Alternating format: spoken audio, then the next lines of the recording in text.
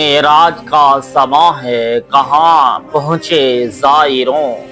کرسی سے اونچی کرسی اسی پاک گھر کی ہے۔ اس شعر میں امام عشق و محبت حضرت رضا بریلوی رحمۃ اللہ تعالی علیہ مدینہ طیبہ میں بارگاہ رسالت مآب صلی اللہ علیہ وآلہ وسلم کی حاضری کے لیے جانے والے زائرین کو مخاطب کر کے فرماتے ہیں کہ اے دربار اقدس میں حاضر ہونے والے زائرین کرام، تم اپنی خوش قسمتی سے اس بارگاہ عالی میں آ گئے ہو، اور گویا کہ معراج کا سما ہے، یعنی معراج جیسا عالم، معراج جیسی رونق اور حالت و کیفیت ہے۔ تم اس در پاک پر آ پہنچے ہوگے جس کا رتبہ آٹھویں آسمان پر جو تخت الہی ہے اس سے بھی بلند و بالا ہے۔ اس شعر میں حضرت رضا بریلوی نے لفظ کرسی کا دو مرتبہ استعمال فرمایا ہے۔ پہلی مرتبہ جو لفظ کرسی ہے وہ تخت الہی کے معنی میں ہے، اور دوسری مرتبہ جو لفظ کرسی ہے وہ رتبہ اور درجہ کے معنی میں ہے۔ دونوں لفظ کرسی حروف و اعراب کے اعتبار سے مساوی لیکن معنی اور مطلب کے اعتبار سے متفرق ہونے کی وجہ سے یہ شعر فن شاعری کی صنعت تدریس کامل کا شعر ہے۔ اس شعر میں معراج کا سما ہے کا جملہ بطور خاص توجہ اور لائق غور و فکر ہے۔ یہ جملہ اپنے اندر کئی معنی و مطلب سمیٹے ہوئے ہے۔ معراج صرف ہمارے آقا مولا صلی اللہ علیہ وآلہ وسلم کو ہی ہوئی ہے۔ آپ حالت بیداری میں اپنے جسم اقدس کے ساتھ مقام معظمہ سے بیت المقدس، پھر بیت المقدس سے ساتویں آسمان، سدرۃ المنتہا، بیت المعمور، جنت، دوزخ، عرش و کرسی، لوح و قلم وغیرہ کی سیر فرماتے ہوئے اس مقام تک پہنچ گئے کہ جہاں آج تک نہ کوئی پہنچا ہے اور نہ کبھی کوئی پہنچے گا، اور اپنے رب سے اتنے قریب ہوئے کہ صرف 2 ہاتھ کا ہی فاصلہ رہا۔ معراج کے واقعات و حالات کی تفصیلی بحث شعر نمبر پیچھے 102 میں گزری ہے۔ حضور اقدس صلی اللہ علیہ وآلہ وسلم جب معراج میں تشریف لے گئے تو چمن کو شاد و آباد کرنے والی بہاریں چلنے لگی تھیں، اور بلبلیں فرحت و خوشی کے نغمے گا رہی تھیں۔ زمین و آسمان پر جشن کا ماحول تھا، آسمان سے نور کی بارش ہو رہی تھی اور زمین دمک رہی تھی۔ حضور صلی اللہ علیہ وآلہ وسلم کے رخ انور کی روشنی سے عرش تک چاندنی پھیل رہی ہوئی تھی، خوشی کے بادل امڑ رہے تھے اور دلوں کے مور مچل رہے تھے۔ باد نسیم ایسی مہک رہی تھی جیسے کسی دلہن کے عطر میں بسا دیا گیا ہو، اور اس کے بدن و کپڑوں سے خوشبو پھیل کر ماحول کو معطر کر رہی ہو۔ پہاڑ بھی زینت و آرائش سے باوقار نظر آ رہے تھے، اور موسم بہار نے گویا سطح زمین کو ہلکے سبز رنگ کے دوپٹے سے ڈھانپ لیا ہو۔ اس طرح ہرے سبزے لہلا رہے تھے اور خود نہروں نے نہا کر موتیوں کے لباس پہنے ہوں، اور اس لباس میں بلبلے کی پھول ٹنکے ہوں۔ المختصر ماحول اتنا حسین و خوشنما تھا کہ اس کی منظر کشی مکمل طور پر ممکن نہیں۔ اب حضرت رضا بریلوی رحمۃ اللہ تعالی کی شعر کی طرف توجہ مرکوز فرمائے۔ حضرت رضا بریلوی فرماتے ہیں کہ مذکورہ سما تو اس وقت کا تھا جب حضور اقدس صلی اللہ علیہ وآلہ وسلم اپنے جسم اقدس کے ساتھ اپنے رب کی لقاء سے بہرہ مند ہوئے۔ یہ صرف حضور ہی کی خصوصیت ہے، یہ مرتبہ کسی نبی اور رسول کو بھی حاصل نہ ہو سکتا ہے۔ لیکن ہم گناہگاروں کی قسمت دیکھو، اپنے آقا مولا کے صدقے میں ہماری قسمتوں کی معراج ہو رہی ہے۔ ایک عاشق رسول کے لیے مدینہ طیبہ کی حاضری اور بارگاہ رسالت میں باریابی ہی اس کے لیے معراج کا سما قائم کیے ہوئے ہے۔ مدینہ طیبہ کی پر نور فضا، انوار و تجلیات کی ہم وقت بارش، روح پرور منظر، معطر باد نسیم، چمستان مدینہ طیبہ کی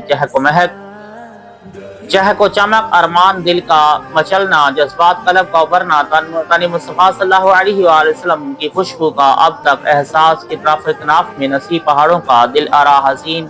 سرزمین مدینہ منورہ کی دلکش آرائش، شبنم کی ہلکی ہلکی بوندوں کے روپ میں آسمان سے ٹپکتے گوہر ایمانی، گنبد خضرا کا پرکیف نظارہ گویا معراج کا سما قائم کیے ہوئے ہے۔ اور اس پرکیف ماحول میں باعث تخلیق کائنات محبوب رب العالمین صاحب تاج و معراج صلی اللہ علیہ وآلہ وسلم کی تقدس مآب آرامگاہ کے قریب حاضر ہونے کی سعادت ایک عاشق رسول کی معراج ہے۔ اس مقدس دربار کا وقار، اس کی ہیبت، اس کا دبدبہ، اس کی عظمت، اس کی شان و شوکت، اس کا ادب و احترام اور اس کی تعظیم و توقیر کرتے ہوئے ایک عاشق صادق مہجہ شریف کے سامنے حاضر ہوتے وقت پانی ہو جاتا ہے، اور لرزتا ہے کہ کہیں کوئی بے ادبی کا عمل صادر نہ ہو جائے۔ وہ آنکھیں بند کر کے دل کی آنکھوں سے اپنے محبوب آقا صلی اللہ علیہ وسلم کے جمال جہاں آرا کا دیدار کرتا ہے۔ معراج میں حضور اقدس صلی اللہ علیہ وآلہ وسلم اس مقام پر پہنچے کہ جس کا ذکر قرآن مجید میں ہے، ثم دنا فتدلی فکان قاب قوسین او ادنی، کہ صرف 2 ہاتھ کا فاصلہ تھا یا اس سے بھی کچھ کم اس محبوب اور جلوے کے درمیان، اور اس سے قبل 70 حجابات تھے۔ جب حضور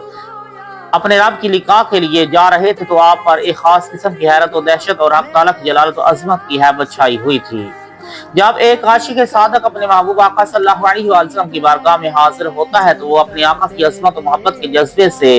ایسا لرزتا ہے کہ اس کے جسم کا ہر رونگٹا کھڑا ہو جاتا ہے۔ یہاں بھی حجابات ہیں، محبوب آقا کی قبر انور نظر نہیں آتی، وہ قبر انور کئی حجابوں میں پوشیدہ ہے، اور ہر حجاب میں لاکھوں جلوے ہیں، اور ان حجابات میں کونین کا دولہ جلوہ گر ہے، اور جس جگہ وہ نوشائے بزم جنت آرام فرما ہے وہ خطہ زمین بقول حضرت رضا گھسی سے بھی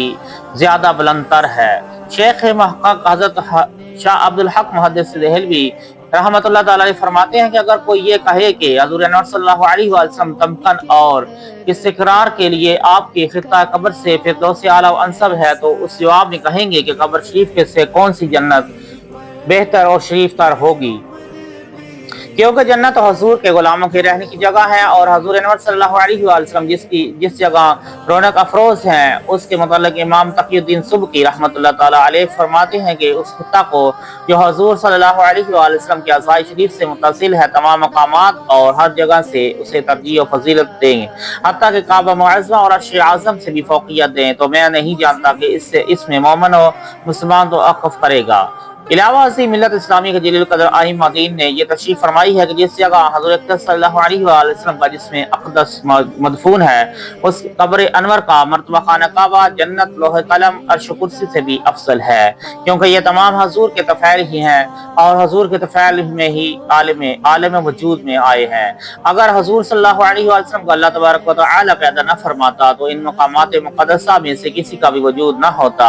جیسا کہ حدیث قدسی میں وارد ہے کہ اللہ تبارک و تعالی نے فرمایا ہے کہ اے محبوب اگر آپ کو پیدا نہ کرتا تو کچھ نہ بناتا۔ الحاصل پوری کائنات حضور کے صدقے اور طفیل ہی میں پیدا کی گئی ہے۔ اس زمان میں حضرت رضا بریلوی فرماتے ہیں ہے انہی کے دم قدم کی باغ عالم میں بہار، وہ نہ تھے عالم نہ تھا، گر وہ نہ ہو عالم نہیں۔ جب یہ بات متفقہ طور پر ثابت ہے کہ قبر انور کا رتبہ عرش اعظم سے بھی اونچا ہے تو مدینہ طیبہ روضہ انور پر حاضری میں معراج کا سما قائم ہوا یا نہیں؟ معراج میں حضور اقدس صلی اللہ علیہ وآلہ وسلم عرش اعظم پر تشریف لے گئے اور یہ ان کی معراج تھی، اور حضور اقدس کے فیض و کرم سے ہم حضور کے امتی اس قبر انور کی حاضری کے لیے جائیں جس کا رتبہ عرش اعظم سے بھی افضل ہے، تو یہ ہماری معراج ہوئی یا نہیں؟ بے شک اور ضرور، کیونکہ ایک عاشق رسول صلی اللہ علیہ وآلہ وسلم کے لیے روضہ اقدس کی حاضری اس کی قسمت کی معراج ہے۔ اسی حقیقت سے آگاہ کرتے ہوئے